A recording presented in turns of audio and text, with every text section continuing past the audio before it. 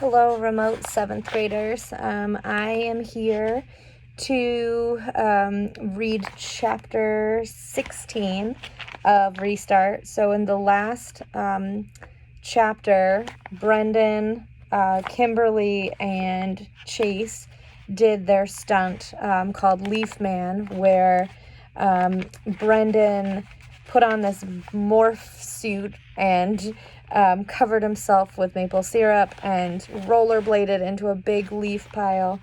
Then all these dogs came and were like licking him and kind of mauling him.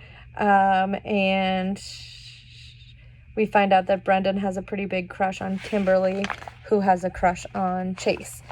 So now we're on a Shoshana chapter. This is chapter 16. This is page 128. So I'm going to read this one, then I'll post it, and then I'll read the next one. All right. This is 128, chapter 16, with Shoshana Weber. Joel is more miserable than ever at Melton Conservatory. I was hoping he'd start to settle in a little better, but it just isn't happening. He calls home every night and talks to Mom and Dad, and me too, for hours on end. Most of the time, he doesn't even complain. He just grills us about everything that's going on in Hiawassee without him, and I can tell he's so homesick it's tearing him in two. The other night, he Skyped in just to watch me give Mitzi, our Cocker Spaniel, a bath. Mitzi had gotten loose that afternoon, and when she came home, she was covered in crushed leaves and some kind of syrup or honey. So her dog, went and attacked Brendan, obviously. It took 3 soapings and half an hour with a comb to get her clean. Joel stayed online for the whole thing and helped me talk her through it.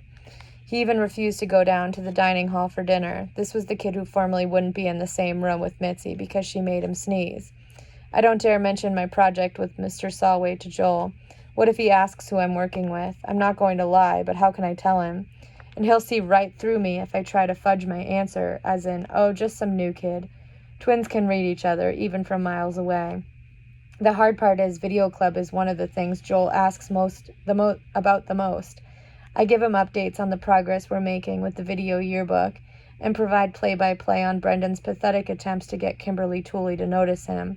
These days, that's the only thing that gets a laugh out of Joel. I work very hard not to say anything that might lead him to ask a question I can't give him the answer to. He comes close a few times. J.W. Piano Man, did you ever look into entering that national video contest? Shosh 466, tons of homework in 8th grade. So she won't tell him who she's doing the contest with or that she's doing it at all because she's doing it with Chase.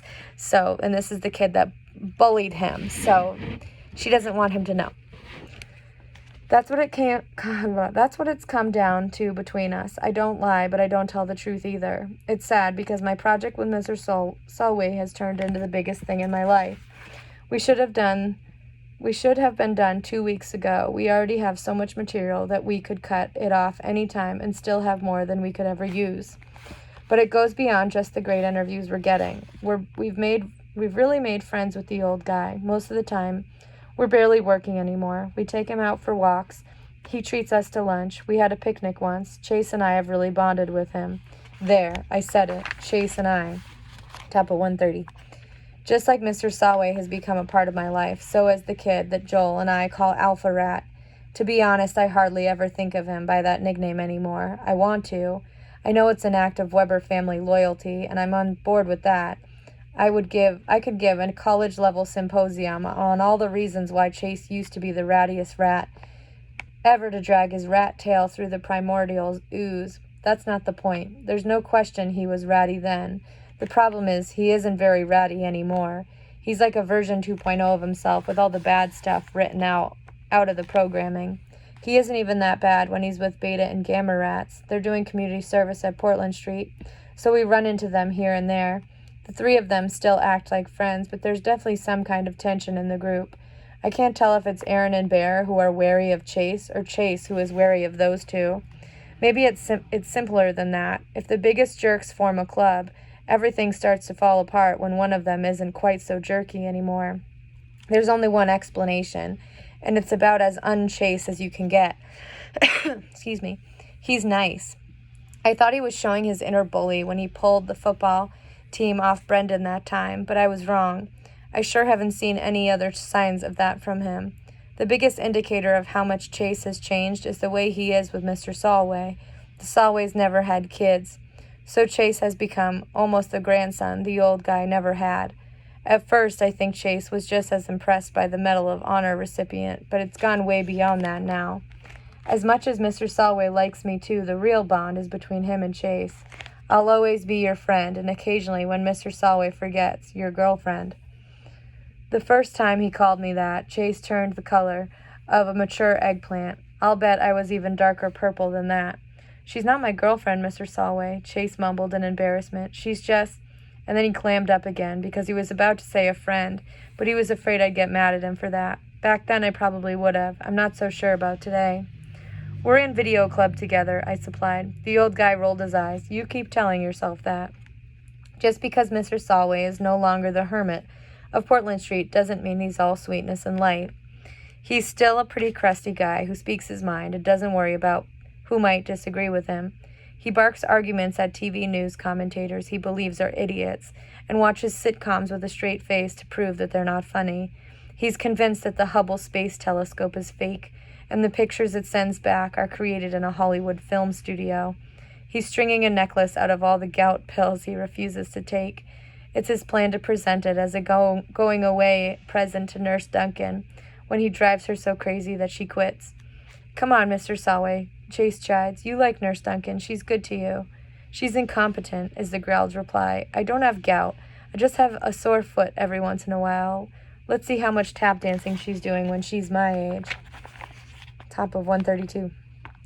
He's entertaining, but he can be exhausting too. Sometimes Mr. Solway even exhausts himself and falls asleep in our faces. When that happens, Chase puts a blanket over him and we tiptoe out. On this particular day, we decide to grab a snack and screen our video footage.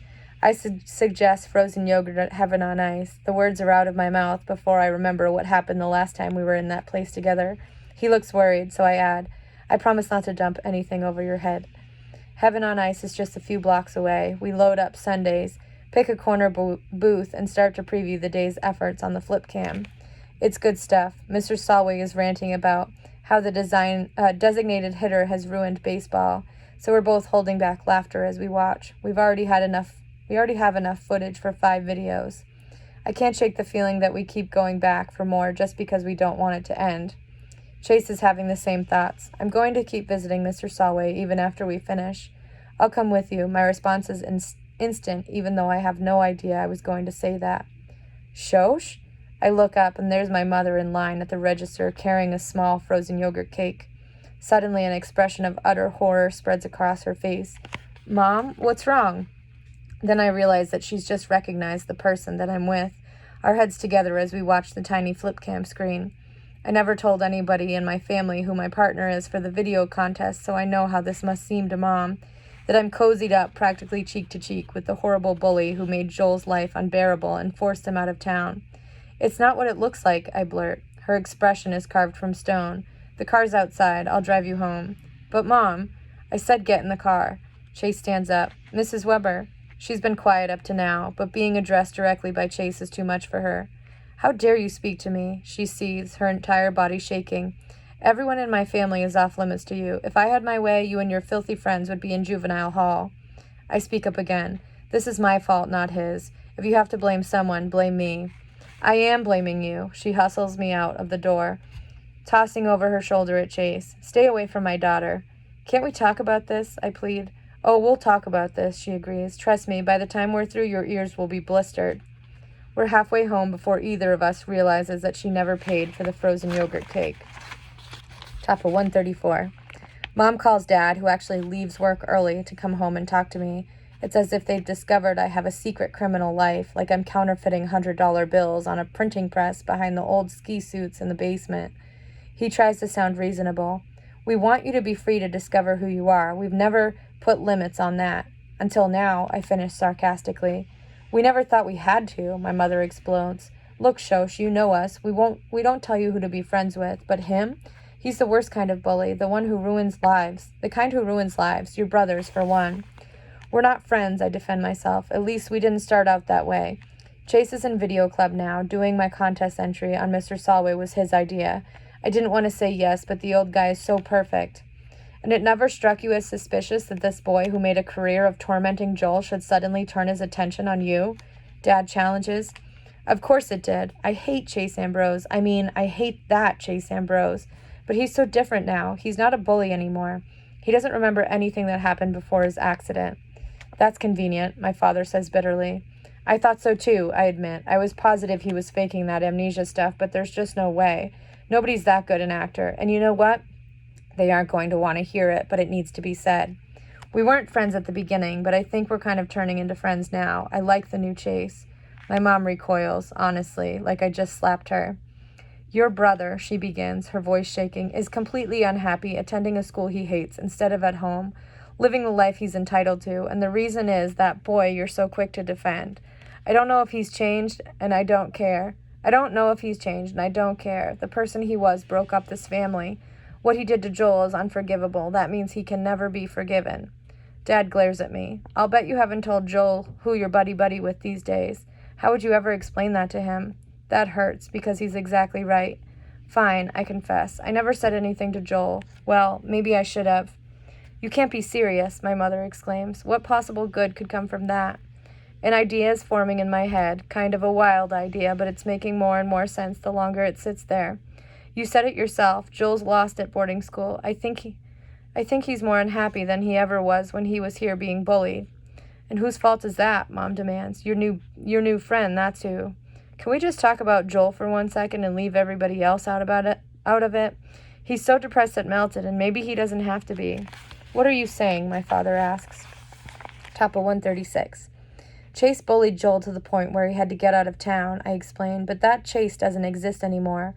What if we're keeping Joel at boarding school for nothing? They stare at me. You mean bring him home? Mom breathes. The reason for him to be somewhere doesn't exist anymore, I insist. Chase has changed. Aaron and Bear are still jerks, but Chase was always the ringleader. I'm not saying it'll be perfect, but Joel should be here. Joel wants to be here, and I'm pretty sure he can be here. I brace myself, expecting them to go off on me. I'm crazy. I'm dreaming. I'm gambling with my brother's life. Instead, dead silence. At last, my father finds his voice. What if you're wrong? I have no answer. I only know that I want my brother back. I've wanted it since the day he left for Melton. Shosh 466. Joel, we've got to talk. All right, so that is the end of 16. I will post the next one soon. Thanks for listening and watching. Bye.